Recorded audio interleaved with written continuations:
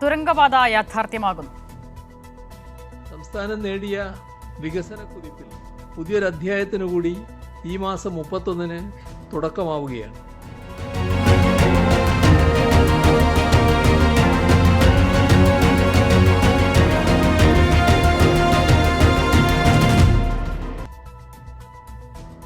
സംസ്ഥാനത്തിന്റെ സ്വപ്ന പദ്ധതിയായ ആനക്കാംപൊയിൽ കള്ളാടി മേപ്പാടി തുരങ്കപാത നിർമ്മാണ പ്രവൃത്തിയിലേക്ക് കടക്കുന്നു. നാളെ മുഖ്യമന്ത്രി പിണറായി വിജയൻ പ്രവൃത്തിയുടെ ഉദ്ഘാടനം നിർവഹിക്കും. ഇതോടെ LDF സർക്കാർ നൽകിയ മറ്റൊരു ഉറപ്പുകൂടിയാണ് യാഥാർത്ഥ്യമാകാനൊരുങ്ങുന്നത്. AK ലതീഷ് തയ്യാറാക്കിയ റിപ്പോർട്ടിലേക്ക്.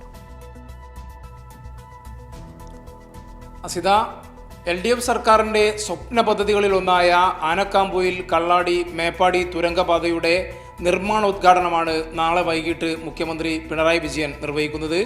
മന്ത്രി PM മുഹമ്മദ് റിയാസ്, ഒപ്പം മന്ത്രിമാരായ KN Balagopal, AK Saseendran, OR Kullu തുടങ്ങിയ മന്ത്രിമാരും ഈ പരിപാടിയിൽ പങ്കെടുക്കും. ആനക്കാംപൊയിൽ സെന്റ് മേരീസ് സ്കൂൾ ഗ്രൗണ്ടിൽ വൈകിട്ട് 4 മണിക്കാണ് നിർമ്മാണോദ്ഘാടനം നടക്കുക. ഈ നിർമ്മാണോദ്ഘാടനം ആവേശമാക്കാൻ അല്ലെങ്കിൽ ആഘോഷമാക്കാനുള്ള തയ്യാറെടുപ്പിലാണ് മലയോര ജനത ഒന്നാകെയുള്ളത്.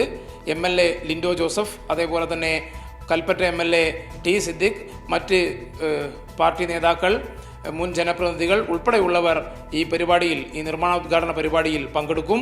ആ നിലയിലുള്ള ക്രമീകരണമാണ് ആനക്കാംപൊയിലിൽ നാളെ വൈകിട്ട് ഏർപ്പെടുത്തിയിട്ടുള്ളത്.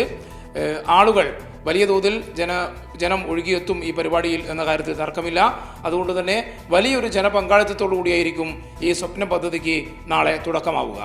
തിരുവമ്പാടി പഞ്ചായത്തിലെ ആനക്കാംപൊയിലിലെ മറിപ്പുഴയിൽ നിന്നാരംഭിച്ച് വയനാട് ജില്ലയിലെ കള്ളാടി മീനാക്ഷി ബ്രിഡ്ജിൽ അവസാനിക്കുന്നതാണ് തുരങ്കപാതയുടെ അലൈൻമെൻറ്റ്. മറിപ്പുഴയിൽ നിർമ്മിക്കുന്ന മേജർ പാലം അവസാനിക്കുന്ന സ്ഥലത്തു നിന്നാണ് തുരങ്കം ആരംഭിക്കുക.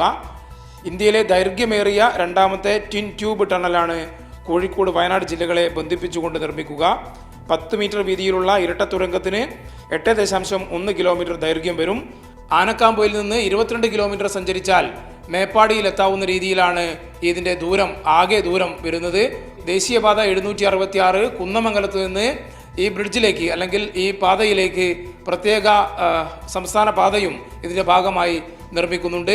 എന്തായാലും വയനാട് കോഴിക്കോട് ജില്ലയുടെ സമഗ്ര വികസനത്തിന് സാധ്യമാകുന്നതാകും ഈ ബൃഹത് പദ്ധതി എന്ന് ലിൻഡോ ജോസഫ് MLA വ്യക്തമാക്കുകയുണ്ടായി. ഈ മലയോര മേഖലയെ സംബന്ധിച്ചിടത്തോളം ഏറ്റവും സന്തോഷകരമായ ഒരു സുദിനമായതുകൊണ്ട് തന്നെ വലിയ ഒരു ആഘോഷത്തിൻ്റെ നിമിഷം തന്നെയാക്കി മാറ്റാനുള്ള ശ്രമങ്ങളാണ്. കഴിഞ്ഞ 24-ാം തീയതി മുതൽ അനുബന്ധ പരിപാടികൾ, ഘോഷയാത്രകൾ, വിളംബര റാലികൾ, അങ്ങനെ വ്യത്യസ്തങ്ങളായിട്ടുള്ള പരിപാടികൾ നടത്തി നാടാകെ ഒരുങ്ങി ഇതിനെ സ്വീകരിക്കുക എന്നുള്ളതാണ് ഞങ്ങൾ ആലോചിക്കുന്നത്. എല്ലാവരും ഈ പദ്ധതി കാത്തിരിക്കുകയാണ്. കാരണം കാർഷിക മേഖലയിൽ ഉണ്ടായിട്ടുള്ള ഒരു തളർച്ചയുണ്ട്. അതിന് കരുത്ത് പകരാൻ ഈ പദ്ധതി കൊണ്ട് കഴിയും.